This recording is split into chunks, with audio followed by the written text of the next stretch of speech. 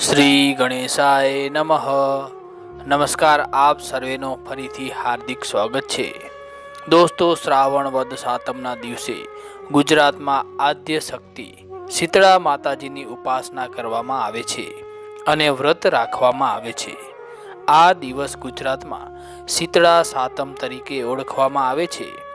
શીતળા સાતમના દિવસે સવારે વહેલા ઉઠી નિત્ય કર્મથી પરવારી શીતળા માતાજીના મંદિરે દર્શન કરવા જાય છે અને માતાજીને આગળના દિવસે એટલે કે રાંધણ છઠના દિવસે બનાવેલ ઠંડી રસોઈનો ભોગ ધરાવવામાં આવે છે।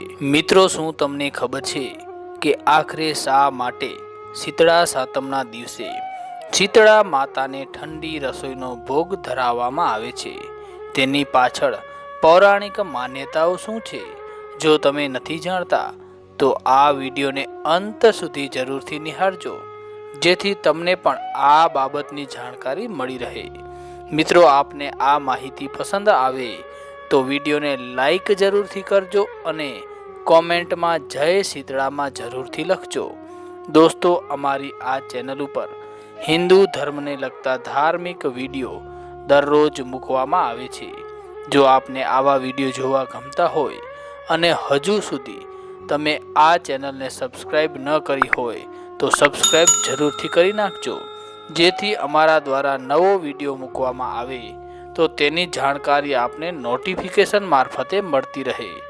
મિત્રો, આપણે ત્યાં શ્રાવણ માસમાં ઘણા તહેવારો આવે છે અને એમાંનો એક તહેવાર શ્રાવણ વદ સાતમના દિવસે આવે છે અને એને આપણે સૌ શીતળા સાતમ તરીકે ઉજવીએ છીએ અને આપણે ત્યાં ખૂબ ધામધૂમથી મનાવવામાં આવે છે। જે વ્રતધારી સાધન પૂજા અને કર્મ પૂજા એનું મહત્ત્વ સાચા અર્થમાં સમજીને પૂજા વિધિ કરે છે, તેમના ઉપર આદ્ય શક્તિ શીતળા માતા અતિ પ્રસન્ન થાય છે અને આ જીવન શીતળતાની સુખદ અનુભૂતિ થાય છે। આપણે ત્યાં શીતળા સાતમનું ખૂબ મહત્ત્વ માનવામાં આવે છે અને એની ધામધૂમથી ઉજવણી પણ કરવામાં આવે છે। શ્રાવણ માસમાં આવતા આ ખાસ તહેવારોમાં શીતળા સાતમનું અનોખું મહાત્મ્ય છે અને આ શીતળા સાતમે ઘણી બધી મહિલાઓ વ્રત પણ રાખે છે। તો આપના જીવનમાં પણ શીતળા માની કૃપા બની રહે અને આપને શીતળતાની પ્રાપ્તિ થાય, એ જ આદ્ય શક્તિ માં શીતળા પાસે પ્રાર્થના કરીએ। સાતમના આગલા દિવસને રાંધણ છઠ કહે છે। રાંધણ છઠના દિવસે રાંધી લીધા પછી બહેનો સગડી, ગેસના ચૂલા વગેરે સાધનોની પૂજા કરે છે અને બીજા દિવસે એટલે કે શીતળા સાતમને દિવસે પ્રાતઃકાળમાં ઉઠી ઠંડા પાણીએ સ્નાન કરી સગડી કે ચૂલા વગેરે લીંપી ગૂંપી તેમાં આંબો રોપી કૃતકૃત્ય બને છે। શીતળા માતાના પૂજનથી શીતળતાની પ્રાપ્તિ થાય છે। બહેનોએ દીવો પ્રગટાવો અને તે સમયે ઓમ શીતળા માતાએ નમઃ આ મંત્ર બોલી અને દીવો પ્રગટાવવો જોઈએ।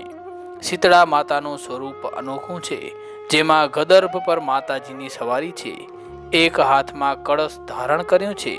આ શીતળા સાતમના દિવસે ઘણા ગામોમાં મેળાઓનું પણ આયોજન કરવામાં આવે છે। આપ સૌ જાણતા જ હશો કે શીતળા માતાને ઠંડી રસોઈનો ભોગ આપવામાં આવે છે। આપ સૌ શીતળા માતાને ઠંડી રસોઈનો ભોગ આપતા જ હશો, પરંતુ શું તમે જાણો છો કે કેમ શીતળા માતાને ઠંડી રસોઈનો ભોગ લાગે છે? આપણે સૌ શીતળા સાતમનો તહેવાર ઉજવીએ છીએ। લોક પર્વ બસોડા શીતળા સાતમના એક દિવસ પહેલા આવે છે, એટલે કે રાંધણ છઠ પર લોકો ઘરમાં જુદી જુદી અવનવી વાનગીઓ બનાવે છે અને છઠના દિવસે દરેકના ઘરે અવનવી વાનગીઓ બને છે। પણ તમે નહીં જાણતા હો કે શીતળા સાતમને દિવસે કેમ ઠંડી રસોઈનો ભોગ લાગે છે? શા માટે ટાઢી એટલે કે ઠંડી રસોઈનો ભોગ? મિત્રો, આપણી ભારતીય સંસ્કૃતિમાં જેટલા પણ પર્વ કે ઉત્સવ ઉજવાય છે તેનો સંબંધ ઋતુ, સ્વાસ્થ્ય, સદભાવ અને ભાઈચારાથી છે। મોસમ બદલાય છે અને ગરમી પણ ધીમે ધીમે પગલે વધારીને આવી જાય છે। બાસોડા કે ટાઢી રસોઈ મૂળ તો આ અવધારણાથી સંકળાયેલો પર્વ છે અને શીતળા સાતમના દિવસે દરેક લોકો ઠંડી રસોઈનો ભોગ કરે છે અને શીતળા માતાને ઠંડી રસોઈનો ભોગ આપે છે. શીતળા સાતમના દિવસે દરેક લોકો ઘરના ઠંડા પકવાન ખાય છે. રાજસ્થાનમાં બાજરાની રોટલી, છાશ અને દહીંનો સેવન શરૂ થઈ જાય છે. શીતળા સાતમના દિવસે શીતળા માતાના પૂજન પછી તે જળથી આંખ ધોવાની પ્રથા છે. આ આપણી સંસ્કૃતિમાં નેત્ર સુરક્ષા અને ખાસ કરીને ગરમીઓથી આંખનો ખ્યાલ રાખવાનો સંકેત આપે છે. આમ શીતળા સાતમના દિવસે દરેક લોકો ઠંડા પકવાન ખાય છે. આ બહુ જૂનો પ્રચલન છે. બાસોડાના દિવસે નવા મટકા, દહીં જમાવાનો કુલ્હડ, હાથવાળા પંખા લાવવાનો અને દાન કરવાનો ખૂબ જ મહિમા છે. આ પરંપરા જણાવે છે કે આપણા પૂર્વજ ઋતુ પરિવર્તનને સ્વાસ્થ્યની સાથે જ પરોપકારથી જોડીને રાખે છે અને આ મહિમા આપણા પૂર્વજોનો વખતથી છે. જ્યારે કુલર, ફ્રીજ અને એસી જેવા ઉપકરણોનો આવિષ્કાર નહોતો થયો ત્યારે દરેક વ્યક્તિ શીતળા સાતમના દિવસે ઠંડા પકવાન ખાતો હતો અને આ રિવાજ સદીઓથી ચાલતો આવ્યો છે અને અત્યારે પણ આપણે બધા ચલાવીએ જ છીએ. દોસ્તો, શીતળા માતાએ સાવરણી અને સુપડું જેવા સેવાના સાધનોને તેમની મહત્તા અને ઉપયોગિતા જોઈ તેમણે પોતાની પાસે રાખ્યા છે અને માન્યતા એવી છે કે આ સાધનોની પૂજા કરવાથી સંતતિને રોગો થતા નથી, તેમનું આરોગ્ય જળવાય છે. આડકતરી રીતે જોઈએ તો સુપડું એ સ્વચ્છતા અને શુદ્ધિનું પ્રતીક છે અને એ જ રીતે સાવરણી પણ સ્વચ્છતા અને સુઘડતાનું પ્રતીક છે. આ સાધનો દ્વારા સ્વચ્છતા અને સુઘડતા રાખવામાં આવે તો રોગોનું પ્રમાણ આપોઆપ ઘટી જાય છે. એવો આ શીતળા સાતમના ઉત્સવનો અમૂલ્ય સંદેશ છે.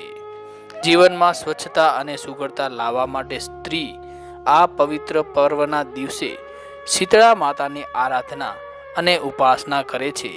આ સાધન પૂજા અને કર્મ પૂજા પોતાના જીવનમાં સાકાર થાય એવી પ્રાર્થના આ દિવસે સ્ત્રીઓ માં જગદંબાને કરે છે. શીતળા માતાની ક્ષમા, સહનશીલતા અને ઔદાર્ય અજોડ છે. વ્રતધારી સ્ત્રીઓ માં શીતળાને આજના પવિત્ર દિવસે પ્રાર્થના કરી પોતાની મનોકામના પૂર્ણ થાય એમ ઈચ્છે છે અને આદ્ય શક્તિ એમની આકાંક્ષાઓ જરૂર પૂર્ણ કરે છે.